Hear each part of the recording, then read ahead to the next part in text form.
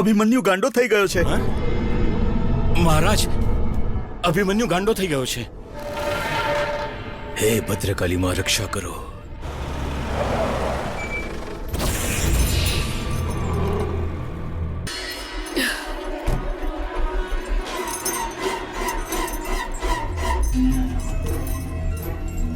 એ આવી ગયા.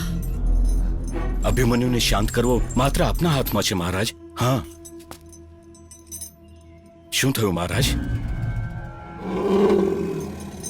જે હાથ એને નાળિયેર, કૂટેલા ચોખા અને ગોળ ખવરાવે છે એ તેને ઓળખે છે. મહારાજ, આપ જ્યારે પ્રેમથી એના દાંતને સહેલાવશો, ભલે એ કેટલાય ગુસ્સામાં હશે, એક ડાયા દીકરાની જેમ આપની બધી વાત માનશે.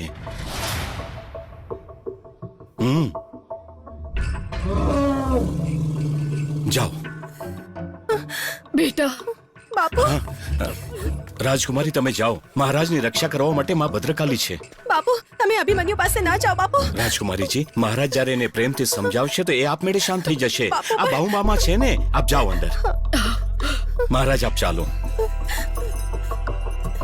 રાજકુમારી, તમે એમને ચાલો. રોકો ને. હા, જાઓ મહારાજ, એને શાંત કરો. અભિમન્યુને એના નામથી બોલાવો.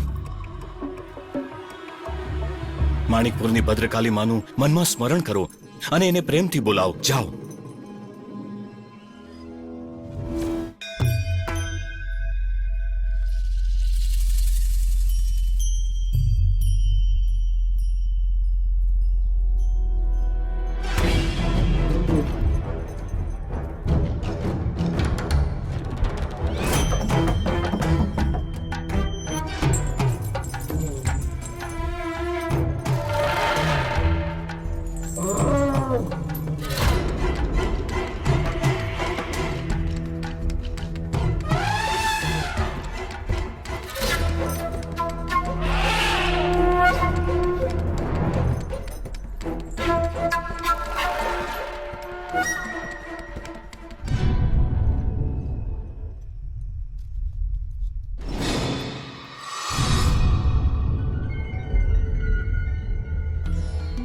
અભિમન્યુ, શું છે આ?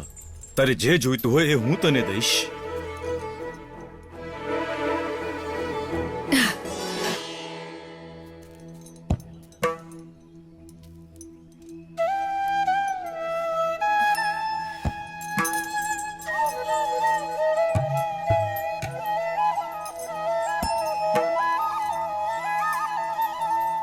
તમે બધું જ ઠીક કરી દીધું માં.